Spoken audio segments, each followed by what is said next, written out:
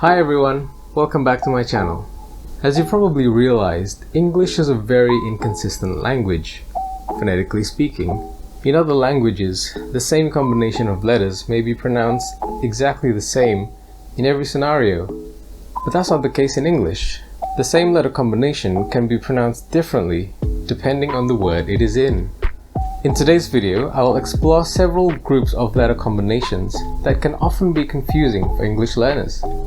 Hopefully, by understanding these variations, you can improve the accuracy of your pronunciation.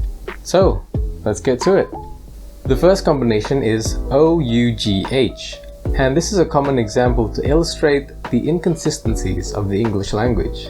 There are up to 9 ways you can pronounce this, but I'll only go through 8 of the most commonly used ones.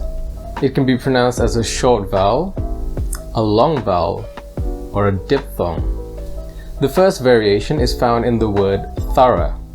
It's pronounced like an like the U in run. The second variation is found in words such as rough, tough, and enough. It's pronounced like the in stuff. The third variation is found in the word cough and trough, and it's pronounced off like the word off, to turn off something. Another variation is found in the word hiccup, and I know it's counterintuitive, but it's actually pronounced with an up like the word cup. Besides these short vowel sounds, it can also make a long vowel sounds, such as in words such as through and throughout. In these words, it's pronounced like a long ooh, like in the word true. The next variation is found in words such as bought, fought, and thought, and it's pronounced like a long aw, like in the word saw. The next variation is a diphthong, which means it's 2 sounds in the same syllable. It's found in words such as though, though, and although, and it's pronounced like an O, like in the word no. The 8th and last variation is found in words such as plow and drought, and it's pronounced like an owl, like in the word now. You might think this is pretty insane and something needs to be done about this. And you're right, there have been attempts in the past to reform their spelling, but not many of them have been accepted. Some of the ones that have been adopted are hiccup with a UP and plow with a W. And there's also through, spelt THRU, such as in drive-through, but it's mainly used informally. These changes are mainly used in American English, whereas in British English, the original spelling is usually kept. There's a similar combination of letters, which is the AUGH.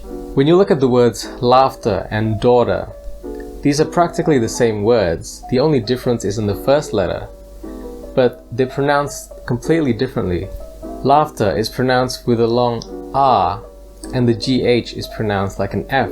Meanwhile, in daughter, the vowel is pronounced like a long AW, and the GH is silent. Laughter, daughter. The next group contains the letters OMB, and there are 3 different ways of pronunciation. Take the words bomb, comb, and tomb. The only difference is in the first letter, so logically they should be pronounced about the same, but actually they're pronounced very differently. Bomb is pronounced with an so it rhymes with the name Tom. Comb is pronounced with an so it rhymes with the word home. Tomb is pronounced with an so it rhymes with the word bloom. For the next part, I'll go through words that at a glance look the same, but are actually pronounced very differently, which can confuse a lot of English learners because they often get these words mixed up. The first pair is quite and quiet. Quite is an adverb, and it means to a certain degree or to some extent. For example, it's quite hot outside, or it's quite cold outside. Meanwhile, quiet is an adjective, and it means a condition where there is little noise. Quite is a short 1-syllable word. Meanwhile, quiet has two syllables. Quiet, quiet. The next pair is suit and sweet. Suit is something we wear. For example, men often wear a suit to work. A suite, on the other hand, is used to describe a set of rooms, for example, a hotel suite. Suit is pronounced with a long OUGH, whereas sweet rhymes with the taste sweet. Suit, sweet. The next pair is event and even. An event is something that is happening, so for example, a sporting event. And in this word, the emphasis is placed on the second syllable, event. Meanwhile, even is usually used to describe numbers. So for example, 6 is an even number. The emphasis in this word is on the first syllable, so it's even. Event, even. The fourth pair of words is loose and lose. Loose is the word that is the opposite of tight, and it's pronounced with a long OUGH, and the S is pronounced as an S. Meanwhile, lose with one O is the opposite of win. So if you don't win, you lose. It's pronounced also with a long OUGH, but this time the S is pronounced as a Z. Loose, lose. The next pair of words is dessert and desert. And this pair is a tricky one because it's quite easy to mix up. Dessert is something sweet that you eat after a meal, and you place the stress on the second syllable, so it's dessert. Meanwhile, desert is something that means a dry area of land, usually covered with sand, and for this word you place the stress on the first syllable, so it's desert, dessert, desert. The next pair is college and colleague. College is the institution that you go to study, and it's pronounced with a soft G, so it's college. Meanwhile, colleague is a person you work or study with, and it's pronounced with a hard G, so it's colleague. College, colleague. The next pair of words is breath and breathe, and this is also another commonly mispronounced one. Breath is the noun, or is the object that you take in, and is pronounced with a short vowel, breath. Meanwhile, breathe with an E at the end is the verb, and you pronounce this with a long vowel.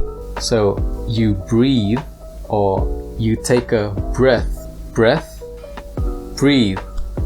The next pair of words, which is another noun-verb combination, is advice and advise. Advice with a C is the noun, so it's something that you give. Meanwhile, advise with an S is the verb. So in advice, the C is pronounced like an S, while in the word advise, the S is pronounced like a Z. So for example, I advised him to stay, and he took my advice. Advice, advise. The next pair is subtle and subtitle. And it's easy to mix up these two words because the first part is the same. S-U-B-T. The word subtle means delicate or not easily noticeable or obvious.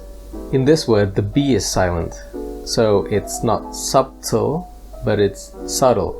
However, in the word subtitle, the B is not silent, so it's pronounced clearly. Subtle, subtitle. The next and last pair is related because it also has a silent letter in it. It's plumber and slumber. At a glance, these two words look exactly the same, and the only difference is in the first letter. But in plumber, the B is silent, so it's not plumber, but it's plumber. Meanwhile, slumber, which means sleep, does not have a silent B, so it's pronounced clearly.